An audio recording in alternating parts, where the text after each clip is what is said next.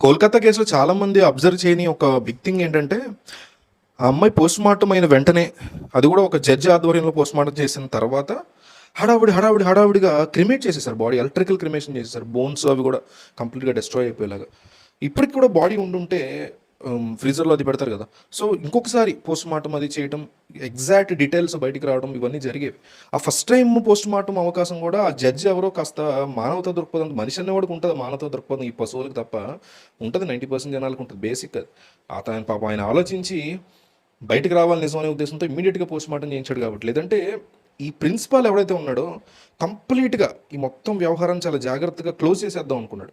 అందుకే ఎప్పుడైతే మమతా బెనర్జీ గవర్నమెంట్ ఎవరినైతే ఆ సంజయ్ ఘోష్ అనేవాడిని పట్టుకొచ్చిందో అప్పుడే అందరికీ ఒక పెద్ద క్వశ్చన్ వచ్చింది.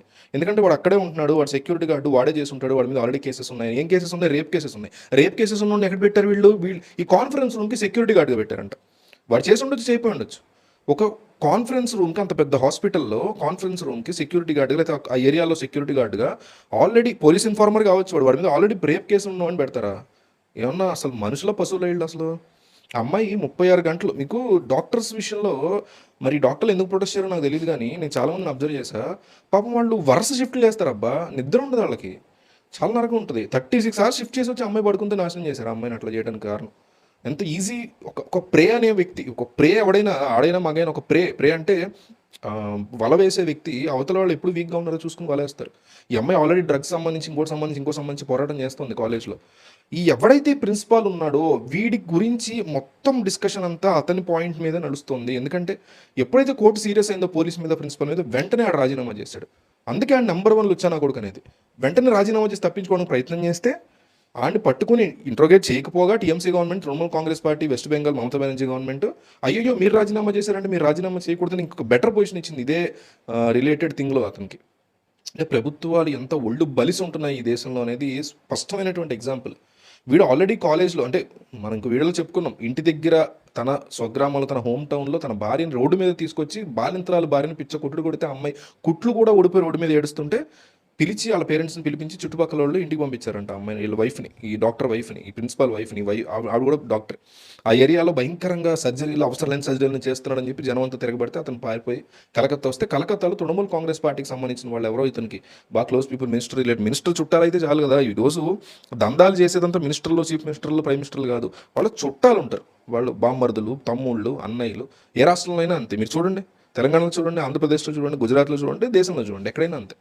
ఈ బామ్మర్దులు వీళ్ళ ఇన్వాల్వ్మెంట్స్ ఎక్కువ ఉంటాయి. సో అట్లాగా వాళ్ళని ఉపయోగించుకుని ఈ కాలేజ్కి అతను ప్రిన్సిపాల్ అయ్యాడు. ప్రిన్సిపాల్ అయిన దగ్గర నుంచి కూడా చీకట్టి వ్యవహారాలు మొత్తం నడపడం. ఈ కాలేజ్ అనేది తృణమూల్ కాంగ్రెస్ పార్టీకి ఒక ఏటీఎం లాగా.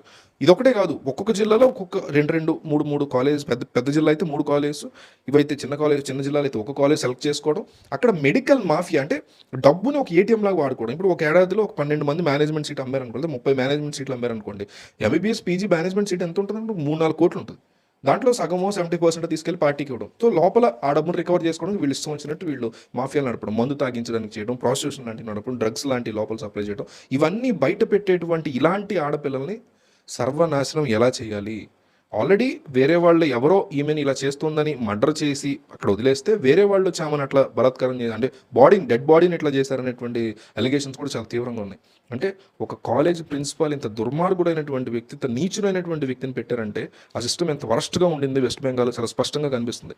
ఏ రోజు కూడా బీజేపీ పార్టీయో, కాంగ్రెస్ పార్టీయో ఆల్రెడీ ఉన్నటువంటి ప్రభుత్వాన్ని కూలదోయాలని నేనైతే కోరుకున్నాను. కానీ ఈ సిచ్యువేషన్ చూసిన తర్వాత మమతా బెనర్జీ ప్రభుత్వం అట్టర్ ఫ్లాప్ అవుతుందనే విషయం మనకి కళ్ళ ముందు చాలా స్పష్టంగా కనిపిస్తున్నటువంటి ఈ తరుణంలో అక్కడికి సిబిఐ వెళ్ళి ఈరోజు ఈ విషయాలన్నీ బయటకు లాగుతుందంటే నిజంగా ఒక రాష్ట్ర ప్రభుత్వం ఎంత చేతగానితనంతో ఉంది వెస్ట్ బెంగాల్ అని చాలా స్పష్టంగా అర్థమవుతుంది. ఇలాంటి నరరూప రాక్షసులను అక్కడ ప్రిన్సిపల్గా చేశారు. నెంబర్ 1 లుచ్చాను ప్రిన్సిపల్గా చేసింది ఆ గవర్నమెంట్.